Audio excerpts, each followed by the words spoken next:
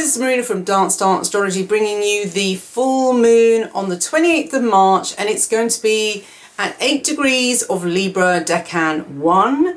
I've called this one In Crowds and Triangular Relationships. It will be in the 15th lunar mansion, which is called the Covering.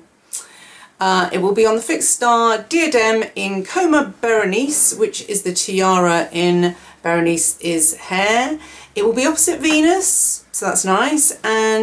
But the tarot card is the Two of Swords, which means compromise is needed. And the healing crystal I've chosen, which goes with Libra, is the beautiful opal. The full moon in Libra Decan 1. Now, the fixed star interpretations are not great, has to be said, for this decan, not very kind.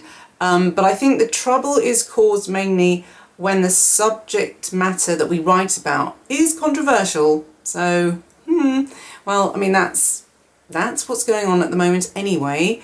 So mostly ideas are ahead of their time and are just too mystical for the average human to grasp. This is also an extremely right-brained decan as well, since the moon shines its light of illumination here, and the intuitive senses therefore are very sharp.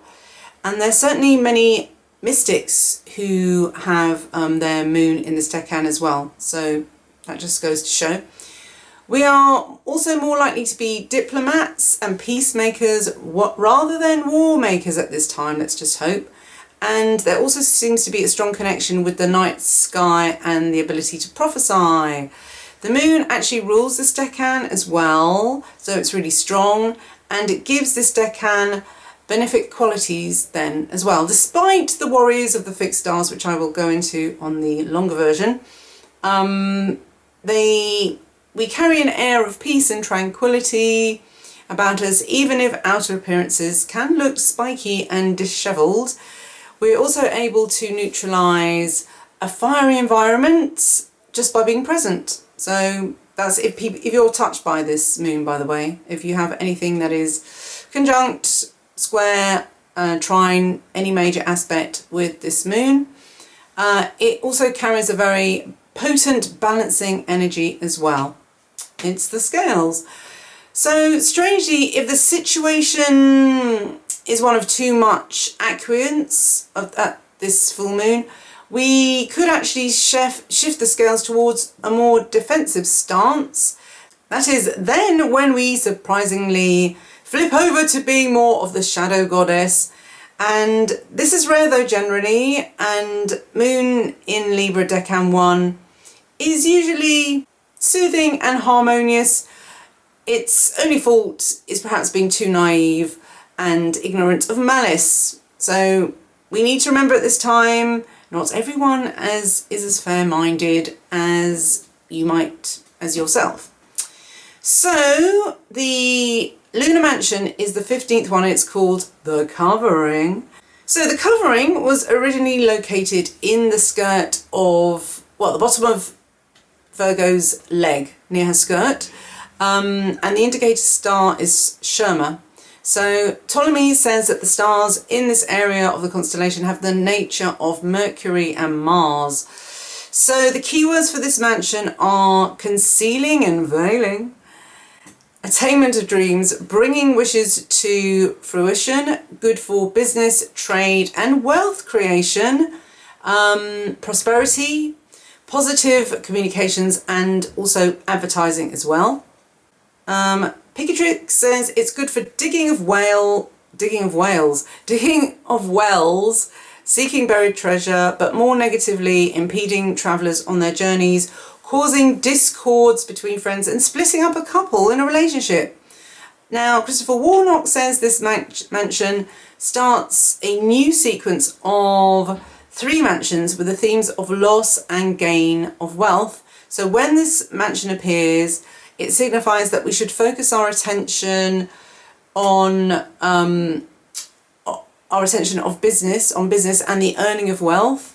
This mansion is a positive indication for all concerns of wealth and prosperity as well. Medieval mansions say, for a talisman that means cover, This particular mansion seems more involved in manipulating reputation and public opinion, and this can explain why this mansion is used both to influence people and bring the holder goodwill, but also to besmirch the reputations of others. So this mansion can be quite aggressive due to the influence of Mars, but its Mercury vibration is great for commerce and communication. So I'm thinking of kind of haggling here. It's mostly beneficial for material gain, but the greedy aspect makes it unsuitable for relationships. I guess the business rivalry innate in Mars Mercury would account for the destroying of enemies. So that's like the competition. And, you know, that's kind of the vibration of this mansion, really. The hidden treasure aspect is quite interesting. Maybe finding something that does not belong to you carries some negative karma with it as well. So, you know, like the people who excavate tombs and such. And the colour associated with this lunar mansion is emerald green, so another green one. I'm forever having green mansions here. So the talismanic image is a seated man holding scrolls as if he was reading them. The properties are acquisition of friendship and goodwill, digging of wells again, finding buried treasure, impeding travellers, separating spouses, and destroying the reputation of enemies. And that's according to the medieval astrology guide. Now here's the Picatrix talisman's instructions. So it says that the talisman for Al-Ghafir, I don't know if you pronounce that, but anyway, that's the Arabic name. Ghafir, yeah, is the acquisition of friendship and all the good things that may be desired. When the moon is here, fashion in ink and parchment the figure of a seated man holding scrolls and in his hands as if they'd been collected together. So fumigate it with frankincense and nutmeg and say, "You Al-Khalij, make blah blah, whatever you want, for me and fulfill my requests." Then carry the image with you. So this week it hasn't got any stinky like fish skin crap and weirdness. So that's a bit of an easy one. You know, just make an image of what you want, make a wish, and burn a bit of frankincense around it, and voila, you have it. So if you want to know how to make a talisman, I've got all the instructions in the link below on my website. So let's look at the crystal as well. So I chose the opal because it's supposed to be lucky for Libras, but some other people as well. It's had this bad luck. I mean, I remember hearing when I was younger, "Oh no, you can't wear an opal if you're not a Libra, bringing bad luck." My mum said that, so I don't know where she got that from. There is some history behind that, but anyway. So I chose it because it's got all those kind of contradictions about whether it's unlucky or lucky, but it did bring bad luck to various monarchs throughout history, and they fell from grace. So in medieval times, though, the opal was known as the magician's stone, and its many colours were believed to contain the power of all the gemstones. So it makes it quite mercurial as well. The Arabs thought the flashes in it contained were trapped lightning, so that's quite interesting. And in recent times, the opal has regained its status as the truly magical stone that it is. Just don't be a royal or put a curse on anyone while you're wearing it. So the opal is known for its ability to bring one's traits and characteristics to the surface for examination and transformation. Just as the opal absorbs and reflects light, it picks up thoughts and feelings, desires and buried emotions as well, amplifying them and returning them to the source.